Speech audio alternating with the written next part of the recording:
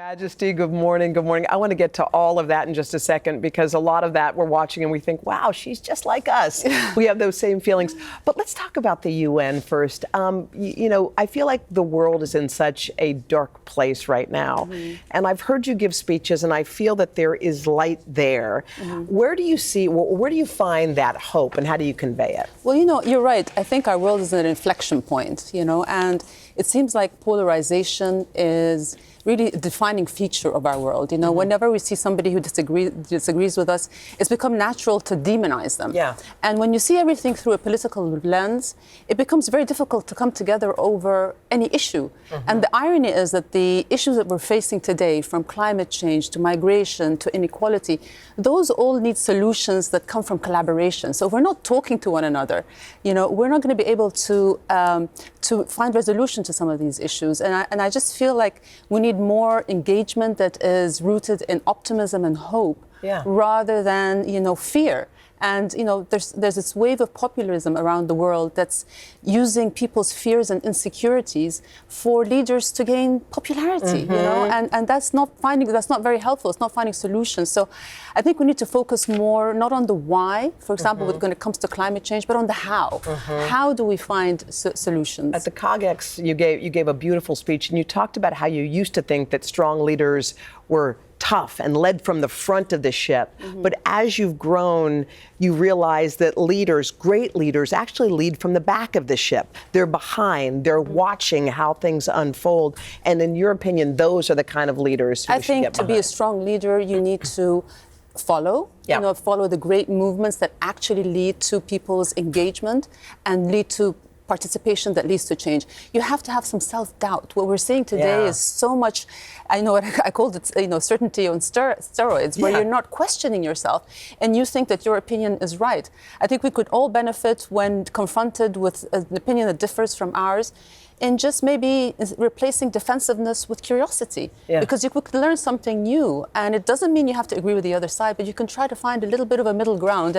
And the frightening thing in our world today is that middle ground seems to be disappearing. We need to regain that middle ground because that is where change is going to happen. And you're optimistic that can happen. I think optimism is a choice. I don't know if you remember this, but you've been here on this show many times. Mm-hmm. There was one time in particular that you came on when your youngest was 4 months old. True, yes. I think we have a little video. This is now 18-year-old Hashim. He just graduated from high school. When you look at those images of him as that little boy and to see what he's become. It's just scary how time flies, right? I mean, as parents, I think it's our job to, take care of our kids until they are old enough to go out into the world. But it doesn't make it easy when that day comes, actually. And, in the span of 3 months, from the end of March to the beginning of June, I had 2 children get married and 2 graduate. Oh, gosh. You're about to be an empty nester. What was I thinking? So you're an empty nester, so to speak? I'm an empty nester right now, and it's... But, it's just this wave of emotions, with Iman when it was a new experience for our family because she's the first one to get married. And there were so much planning and anticipation culminated in a really beautiful and emotional day. Nothing can prepare you for the moment you see your daughter in that white dress. Oh. The mixture of emotions of, pride at the strong and independent woman she's become, joy for her joy, sadness for her leaving home.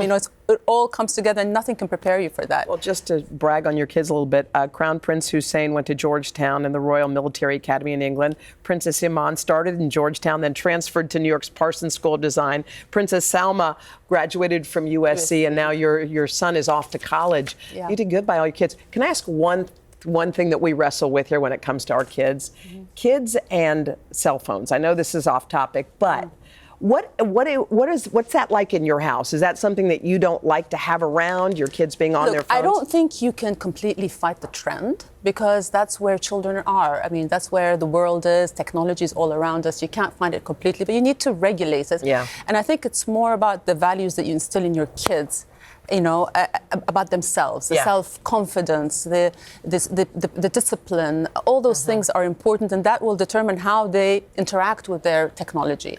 I mean, one of the first things when, just before my son announced his engagement, I took Rajwa to a side, and the first thing I told her was, there's no such thing as a 100% approval rating. You're always going to have people that are against you. And the advice that I want to give you is please try not to read the comments. Yeah. Because that's you're just going to have self-doubt. You're Yeah. just going to, and there's always going to be negativity, and that negativity is coming, it's not about you, it's from the person. They're unhappy in their own Yeah. life. So don't carry that unhappiness. Just keep focusing on what it is you want to do, because it'll shake your confidence. You think it's not going to affect your morale, but it does. It does. And so you just need to develop healthy habits around technology, and that's what you try to teach your kids, not to stay away necessarily from their phones, but to interact with them in a healthier way, and to always establish that balance. Well, you've done so well by your children, and also just by the way you're navigating your way through the world and how you're helping everyone. I just want to say thank you. It's been my honor to sit with you, Queen Rania. Thank you so much. I really appreciate it. Thank you.